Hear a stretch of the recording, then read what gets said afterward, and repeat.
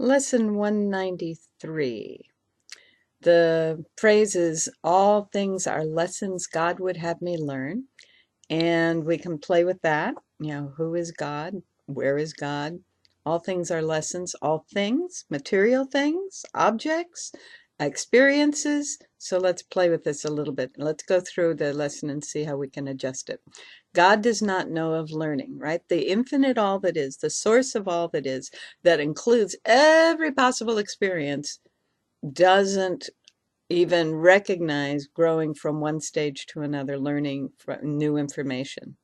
Yet, the next sentence says, his will extends to what he does not understand, in that he wills the happiness his son inherited of him be understood, undisturbed, all right? So, the will is for our happiness.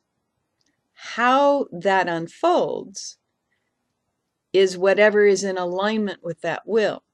And if learning lessons is how that unfolds, then that's what we're about here. God would have me learn these lessons for my happiness.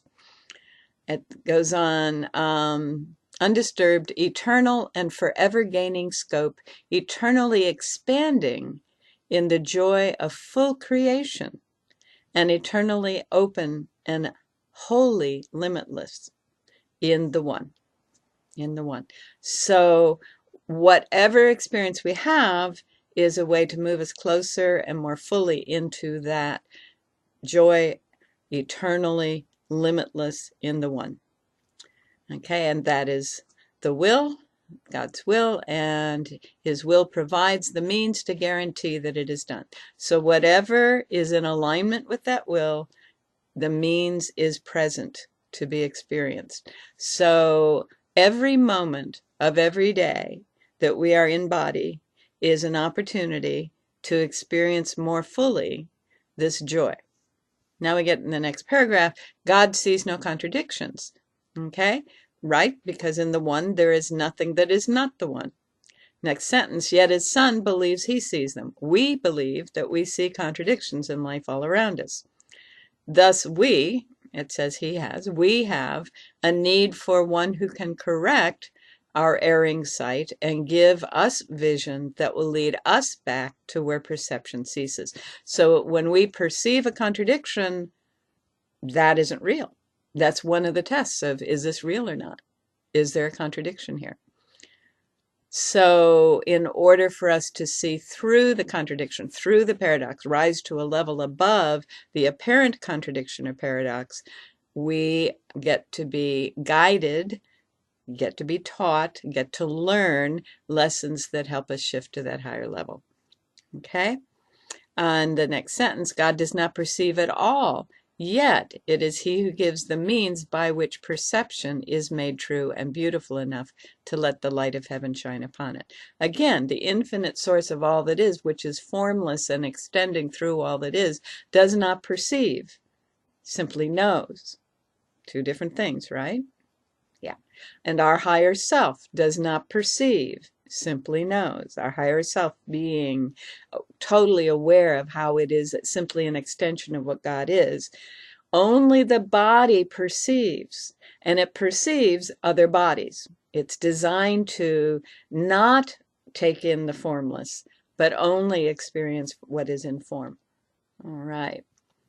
Then we go on into the next paragraph. These are the lessons God would have you learn. God, his will reflects them all, and they reflect his loving kindness. So every experience is an opportunity for us to open more fully to all of that. Each lesson has a central thought, the same in all of them. The form alone is changed with different circumstances and events, with different characters and different themes, apparent but not real. Every opportunity to interact with others is an opportunity to experience more love, less fear, more openness, more joy, more, oneness. And it all takes all kinds of forms. And sometimes they seem harsh because we haven't paid attention to the gentle ones. So we have to get it harder to wake ourselves up in a timely way. Okay? And here's another phrase for all of that. The fundamental content is this: forgive and you will see this differently. Release the story that limits your perceptions and you will see the limitless love and joy that is present, is another way to say exactly that. I'm going to say that again. Release the beliefs that limit your perceptions, and you will experience the limitless joy that is truly present in this moment. Okay. Next sentence. Certain it is. Oh, studied with Yoda, I think. Certain it is that all distress does not appear to be but unforgiveness. Yeah, this iambic pentameter thing. So it's absolutely understandable that all distress, and it is absolutely certain that everything that distresses us is simply we're holding on to something that doesn't serve us anymore. It's calling that unforgiveness. I'm holding on to a story that this isn't good, or that I don't have that, or that such and such is crazy making, or that such and such is dark and ugly and tastes awful, or whatever. All of those ideas come from a place of unforgiveness. It's an interesting way to frame it. And it says, yet that's the content underneath the form. It's this sameness which makes the learning sure, because the simple lesson is so simple it can't be rejected. So the fact that it is essentially the same thing, 2 + 2 = 4, in every different way you can get it, all right? Or that the square root of umpty-ump is always this, in all the different ways you can be taught that. Right? Word problems on the board, in your head, on the sheet of paper, on the, all the different ways. That's what we're getting here. Release the thoughts that do not serve you. Release the ideas that keep you seeing limitedly, and you will experience the limitless joy. And then the next sentence, no one can hide forever from a truth so very obvious that it appears in countless forms. And that's what we have here. So as we go down on this lesson in the next paragraphs, as we go down further,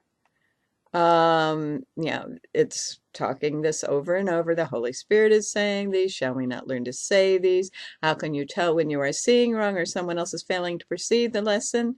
Well, if pain seems real, if any distress is present, you're misperceiving. Okay? And it says in the next paragraph, God would not have you suffer thus, right? God's will for us is our perfect happiness. Everything that is for our perfect happiness is here all the time. Only our beliefs otherwise are keeping us from experiencing that.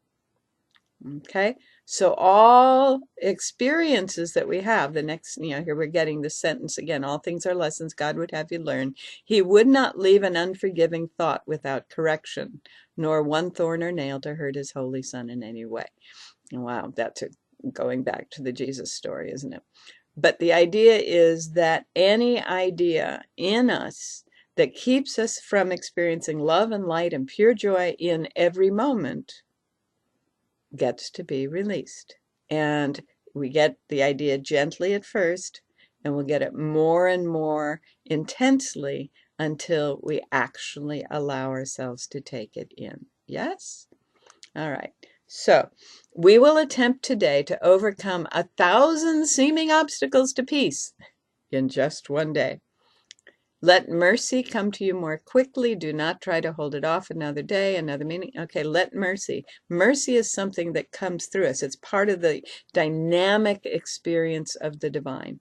And so we're just allowing that, allowing our experience of that. Don't push it away. Don't pretend, oh, I'm not good enough. I don't qualify. I'm not really a son of God, or whatever, all that other language.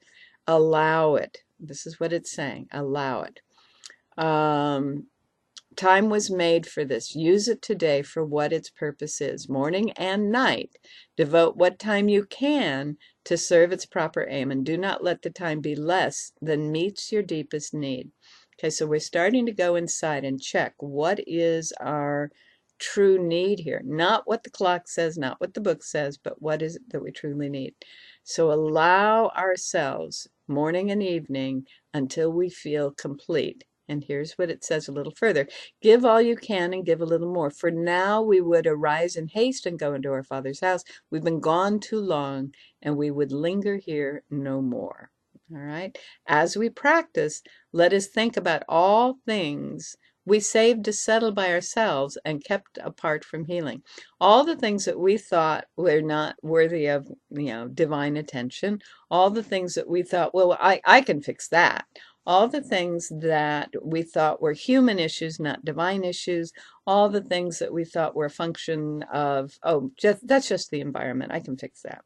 No, anything we are perceiving that is anything other than life and health and joy and love and light is ready to be released, ready to be, in the Course in Miracles language, forgiven. Then it says in the next paragraph, each hour spend a little time today and in the days to come in practicing the lesson in forgiveness in the form established for the day. Okay, so we're going to have various ways of letting go of our story about ourselves, our story about other people, our ideas, our beliefs, our memories that prevent us from experiencing limitless light and love. All right. And then it says, and try to give it application to the happenings this hour brought. So most of you are not going to be able to do something every hour, right on the hour. We don't have those kinds of clocks anymore. But every time you stop, every time you give yourself a break in whatever you're doing, look over, think about the preceding bit of time, and allow it to be a way to show you, oh, wow, there's something I'm ready to release. Oh, wow, there's something that I didn't realize I was hanging on to. That's the essence of this lesson, right? And then do the same thing morning and evening. And then it says, I will forgive, and this will disappear. Okay? There is a way to look on everything. That's in the paragraph right above that. There is a way to look on everything that lets it be to you another step to the one and to the salvation of the world. Every experience, every person, everything we see, every phone call, every text message, every email, everything that flashes on our screen as we're on the internet, every person that we see as we're walking down the street or as we're driving. Okay? This, the non-heavenly aspect of it will disappear the moment we let go of our ideas. And that's what the whole last paragraph is about. Do not deny the little steps, okay, that he asks you to take to him. And if we're having troubles going through the releasing and replacing process, if we can't find the idea, we don't believe we can, or we're having troubles with it, we can always call on the Holy Spirit or Jesus or some higher self aspect to guide us through that process. If we're going, I just don't see why. I don't see what the issue is here. What is it that I would ever have to let go of here? Isn't it wonderful that I'm seeing what I'm seeing? But if what we are seeing is limited, there is something to let go of. Thanks a lot. We'll talk soon.